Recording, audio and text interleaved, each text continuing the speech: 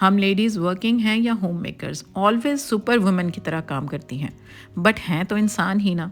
कभी तबीयत ख़राब भी हो सकती है, घर के अलावा कोई और मसरूफियत हो सकती है, कहीं ज़रूरी जाना पड़ सकता है, या समटाइम्स विदाउट एनी रीज़न कोई भी काम करने को दिल ही नहीं चाहता। जैसे आजकल विंटर्स पीक पर है तो पानी में हाथ डालने को दिल नहीं चाहता, है ना। तो ऐसी सूरत में हम रूटीन की क्लीनिंग, मॉपिंग, डस्टिंग, लॉन्ड्री ना करेंगे चलेगा। अगर हम घर का विजुअल क्लटर यानी ज़ाहिरी और उलझा और बिखरा स्टफ समेट देना तो घर क्लीन और ऑर्गेनाइज लगेगा। सो लेट्स सी कुछ 2 मिनट हैबिट्स जो आपके घर को डी क्लटर और ऑर्गेनाइज कर देंगी। So without skipping let's dig into the video. अस्सलाम वालेकुम एवरीबॉडी एंड वेलकम बैक। सुबह उठते साथ ही सबसे पहले अगर अपना बेड सेट कर लिया जाए ना तो कमरे से निकलने से पहले उस रूम का 50% सेटअप बेहतर हो जाता है, क्योंकि बेड हमारे रूम की मैक्सिमम स्पेस ऑक्यूपाई करता है और उस पर बिखरे तकिए, कुशन्स, कंफर्टर्स या आजकल जैसे क्विल्ट्स हैं तो अगर ऐसे ही पड़े रहेंगे ना तो लगता है कि जैसे कितना मैस हुआ हुआ है। So bed making which is done hardly in 2 to 3 minutes is very important. अगर हम अपने बेड को ही सेट कर लेंगे, क्विल्ट्स को अगर हमने तय करके रखना है, अगर हमारे पास जगह है तो तय करके रखें। अदरवाइज़ इस तरह से अगर आप सेट कर देंगे ना अपने बेड के ऊपर ही तो बिल्कुल विजुअल क्लटर नहीं लगेगा और सेटिंग एकदम से ज़बरदस्त हो जाएगी और हमारा बेड एकदम से नीट एंड क्लीन हो जाएगा। नेक्स्ट जब हम वॉशरूम में आते हैं ना तो समटाइम्स बच्चे ऐसे होते हैं कि पेस्ट वगैरह को ऐसे खुला छोड़ देते हैं, अपने ब्रशेज़ अच्छे से नहीं संभाल पाते, तो 1 सेकंड लगता है। उनके वॉशरूम में जाएं, अगर छोटे बच्चे हैं तो उनको वैसे तो आदत डालें कि उनको बताएं कि इस तरह से चीज़ें समेटते हैं। अगर नहीं, अगर बच्चे जल्दी में चले गए हैं तो जल्दी से बस उनके ब्रशेज़ वगैरह को समेट दें, और अगर सोप वगैरह भी इसी तरह से रख गए हैं तो आप उनको अच्छे से उनकी जगहों को पे ऑर्गेनाइज़ करके क्लीन करके रख दें। और आप बिल्कुल भी कुछ और ना करें तो आप देखेंगे कि वॉशरूम अगर आप neat and clean at a time नहीं भी करते ना, चीज़ें ही अपनी जगह पर समेट कर रख दी है ना, तो आपका वॉशरूम एकदम नीट एंड क्लीन लगेगा। और कोई भी आ जाएगा तो ये नहीं होगा कि फ़लाँ चीज़ वहाँ पड़ी है, फ़लाँ चीज़ वहाँ पड़ी है। अगर आपने शावर ले लिया है तो आप सारी चीज़ें समेट कर अपनी जगह पर फौरी तौर पर वॉशरूम से निकलने से पहले ही उनको अपनी अपनी जगह पर ऑर्गेनाइज़ करके रख देंगे ना, तो एकदम से आपका वॉशरूम नीट एंड क्लीन हो जाएगा। अब इस वॉशरूम को अभी हेल्पर ने साफ़ नहीं किया, सिर्फ मैंने चीज़ें समेट के रखी हैं। इधर दूसरे वॉशरूम में आई तो हस्बैंड ने डाई लगाई हुई थी और सारी चीज़ें उनकी वैसे ही पड़ी थी और वो जल्दी में निकल गए थे। तो बस 1 मिनट लगा मुझे उनकी चीज़ें समेटने में। उनका ब्रश वगैरह मैंने इस तरह क्लीन करके रख दिया और सारी चीज़ें अपनी अपनी जगह पर समेट दी। मुझे कोई टाइम ही नहीं लगा और मेरा वॉशरूम जो है वो नीट एंड क्लीन हो गया। हेल्पर ने आना हो या ना आना हो, आपने खुद काम करना है, खुद क्लीनिंग करनी है, तो आपको फ़र्श वगैरह क्लीन करने की, मोपिंग करने की ज़रूरत नहीं पड़ेगी। अगर आप इस तरह से कम से कम अपने बहुत ज़रूरी जो एरियाज़ हैं like washroom, like kitchen, living, every area of your house, आप चीज़ों को अपनी जगह पर समेट कर रख देंगे ना, उनकी डेडिकेटेड जगह देंगे, जहाँ हैंग करना है हैंग करेंगे, जहाँ चीज़ों को ऑर्गेनाइज़र्स में रखना है रखेंगे, तो आप यकीन करें कि आपको इस तरह से प्रॉपर क्लीनिंग की ज़रूरत नहीं पड़ेगी और आपका घर एकदम नीट, क्लीन और टाइडी लगेगा। आपको किसी भी क्लीनिंग की फौरी तौर पर ज़रूरत नहीं पड़ेगी। बस ये होता है कि चीज़ों को अगर अपनी अपनी जगह पर रख दिया जाए। अगर हमने प्रॉपरली अपने वॉशरूम की चीज़ों को समेट दिया है, वॉशरूम के जूते अलग से रख दिए हैं, उनको निकलते वक्त साफ़ करके अगर हमने उनकी जगह पर एक इन्वर्टेड पोजीशन में इस तरह से रख दिया तो वो साफ़ और नीट एंड क्लीन लगेंगे। उसके बाद जब हम वॉशरूम से निकल आए हैं, हमने शावर ले लिया है, हमने थोड़ी सी अपनी स्किन केयर करनी है, तो जितनी चीज़ें भी हम ड्रेसिंग एरिया से उठाते हैं, अगर हम उसको रैंडमली रख देंगे कि चलो जी इस्तेमाल कर लिए, बाद में टाइम निकालती हूँ, देखती हूँ तो इनको सेट कर लेती हूँ, तो वो बाद के टाइम को ना आप देखें। आप बस उन चीज़ों को जैसे ही आप इस्तेमाल करें ना तो उनकी अगर डेडिकेटेड जगह पर रख दें। और बेस्ट ये होता है कि कोई भी चीज़ को ऐसे रैंडमली आप ना रखें।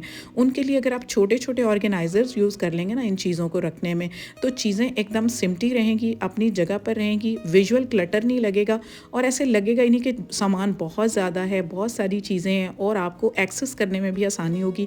चीज़ें आपकी नज़रों के सामने आ जाएंगी और अपनी अपनी जगह पर होंगी तो नीट एंड क्लीन लगेगा।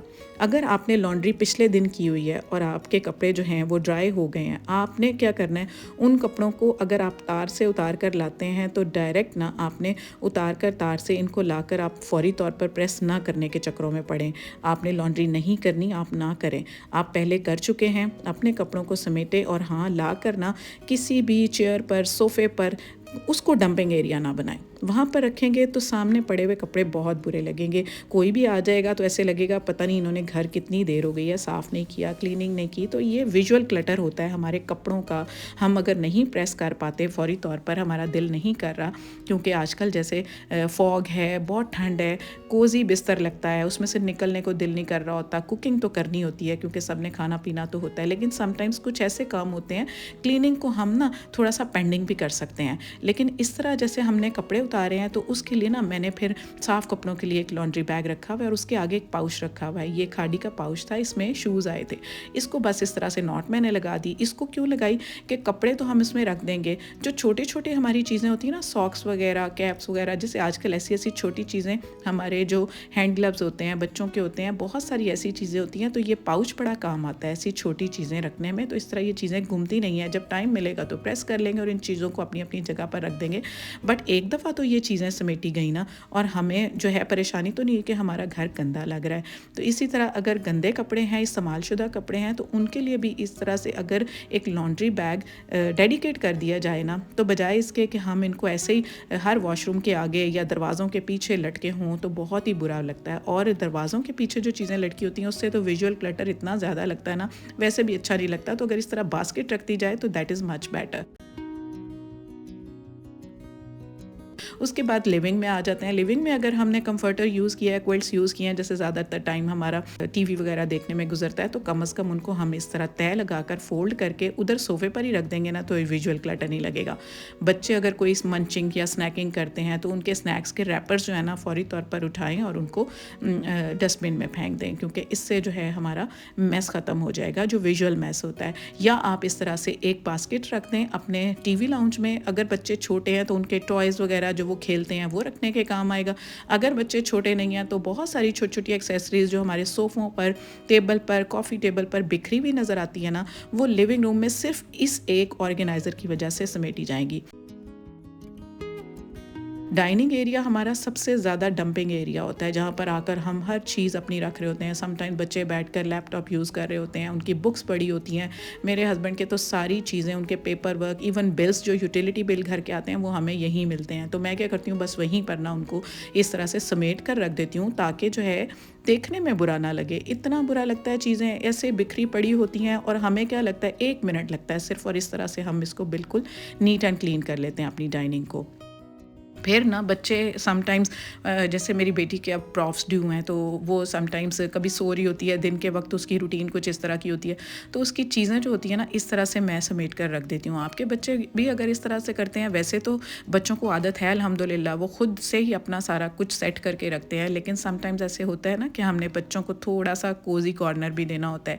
जब वो अपनी पढ़ाई में बिज़ी होते हैं या जल्दी निकल जाते हैं या उनके पास टाइम नहीं होता, तो उनकी चीज़ें समेट कर रख देना, बस अपनी अपनी जगह पर रख देना, ये होता है कि वो रूम नीट एंड क्लीन लगता है, वो जगह साफ़ हो जाती है। फिर घर में जितने भी जूते जहाँ पर भी पड़े होते हैं ना, ऐसे बिखरे होना, तो ऐसे लगता है जैसे घर में तो कभी सफाई हुई नहीं है। सिर्फ जूतों को उठाकर उनकी डेडिकेटेड जगह पर अगर रख दिया जाए ना, तो समटाइम्स हम क्या करते हैं कि हम शू रैक के आगे ही शूज़ उतार देते हैं। बच्चे ज़्यादातर इस तरह कर रहे होते हैं, तो बस उनको समेट कर एक जगह पर रख दें, तो आपके शूज़ भी समेटे गए, सामने नज़रों में भी रहे और आपका विजुअल क्लटर भी ख़त्म हो गया। चलें अब चलते हैं किचन की तरफ। तो समटाइम्स ना बच्चे कुकिंग करते हैं खुद ना, उनको कोई चीज़ पसंद की होती है तो वो खुद बना रहे होते हैं। जैसे बच्चों ने ये लोडेड फ्राइज़ बनाए थे, मैं घर पर नहीं थी, आप घर पर नहीं होते, समटाइम्स आपको कहीं जाना पड़ता है। जैसे आजकल फादर की इलनेस की वजह से मेरा एक पैर अपने घर में होता है और एक पैर उनके घर में होता है, तो बच्चे क्या करते हैं, इस तरह से जब किचन में आओ तो ये हालात हुए पड़े होते हैं।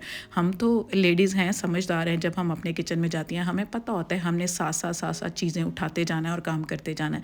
लेकिन जब ज़्यादा हाथों में किचन होता है ना, तो इस तरह से होता है कि फिर मेस लगता है, विजुअल मेस। आपका काउंटर टॉप आपके पास अवेलेबल नहीं होता, सारे किचन में गंद ही गंद पड़ा होता है, लगता है कि जैसे यहाँ पर पता नहीं कब से सफाई हुई है। तो बस 2 मिनट लगेंगे।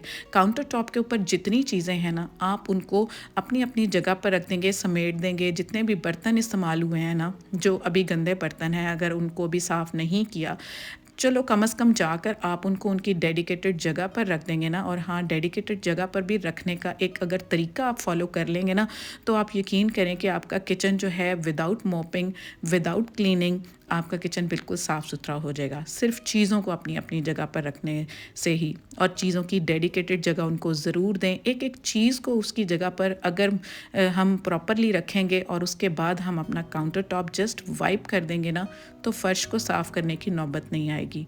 क्योंकि हमारे पास आजकल ठंड है तो हमारा दिल नहीं करता काम करने को, तो सिर्फ ये चीज़ें अगर हम कर लें ना, तो हम बहुत सारे दूसरे क्लीनिंग के कामों से बच जाएंगे।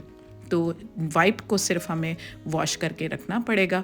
और अब हमारा जो सिंक एरिया है, वहाँ पर जब हम अपने बर्तनों को डंप करेंगे तो इस तरह से हमारा सिंक क्लीन नज़र नहीं आएगा अगर हम अपने बर्तनों को प्रॉपरली समेट कर नहीं रखेंगे।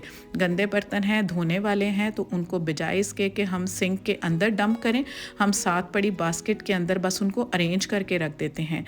तो इसी से ही हमारा जो है किचन समेटा रहता है और डी क्लटर हो जाता है और बिल्कुल नीट एंड क्लीन रहता है। अब आपको सिंक गंदा लग रहा है, अभी मैंने बिल्कुल इसको क्लीन नहीं किया, इसके ऊपर बिल्कुल भी कोई डिश वॉशर नहीं लगाया और बिल्कुल साफ़ है। समटाइम्स हम शॉपिंग करके आते हैं, ग्रोसरी करके आते हैं, तो हम क्या करते हैं, आते साथ ही ना जितने भी हमारे ग्रोसरी के बैग्स होते हैं ना, आकर हम अपने काउंटर टॉप के ऊपर या कहीं पर भी ना हम ला के डंप कर देते हैं। ऐसे नहीं करना। डंप करने से चीज़ें सामने नज़र आती हैं। हाँ, अगर आपके पास टाइम नहीं है फ़ौरी तौर पर इनको समेटने का, इनके डेडिकेटेड जार्स के अंदर स्पाइसेस डालने का या बाकी चीज़ों को समेटने का, तो आप इस तरह की एक बास्केट रख लें। इससे क्या होगा कि अगर आपको एट अ टाइम कोई काम और करने में आप बिज़ी हैं, या आप घर से कहीं बाहर जाना है, आपकी तबीयत सही नहीं है, या आपका दिल नहीं कर रहा काम करने को, तो एट लीस्ट आप इस तरह से इन चीज़ों को समेट कर अगर एक बास्केट के अंदर रख देंगे ना, तो आपका टाइम काफ़ी बच जाएगा। आपको जो विजुअल क्लटर है आपके किचन का, वो सारा ख़त्म हो जाएगा। सारी चीज़ें एकदम समेटी रहेंगी। एक बास्केट डेडिकेट कर दें उसके लिए, तो आपका जो ग्रोसरी है, जब आपको टाइम मिलेगा बाद में आप इन चीज़ों को अपनी अपनी जगह पर रख देना, लेकिन फौरी तौर पर आपका किचन एकदम नीट नज़र आएगा। अब हमारा ड्राइंग रूम बहुत कम इस्तेमाल होता है। लिविंग का ऐसा एरिया होता है जो कुछ ज़्यादा इस्तेमाल नहीं होता। हमारे ड्राइंग रूम के कुशन ज़्यादा इस्तेमाल नहीं होते, ज़्यादा यही बिखरे हो सकते हैं ना, जब भी कोई मेहमान आएगा, कुछ होगा। तो अगर हम सिर्फ इनको ही अपनी अपनी जगह पर रख देंगे तो हमारा ड्राइंग रूम नीट होने में कोई टाइम नहीं लगेगा, क्योंकि ये कभी कभी यूज़ होने वाला रूम होता है। तो बस जनाब, ये थी कुछ आदतें कि मैं जो फॉलो कर लेती हूँ। जैसे आजकल मुझे ज़रूरी घर से जाना होता है या तबीयत सही नहीं होती, तो ये आदतें मैं अडॉप्ट कर लेती हूँ और मेरा घर जो है वो एकदम क्लीन और ऑर्गेनाइज रहता है, without any helper, without any dusting, cleaning, mopping. So this was all about today's video. If you have suggestions and queries, please share with me in the comment section. And yes, subscribe Romania ATF and don't forget to like and share this video. See you all soon. Until then, happy homemaking from Romania ATF. Lots of love. Allah Hafiz and bye-bye.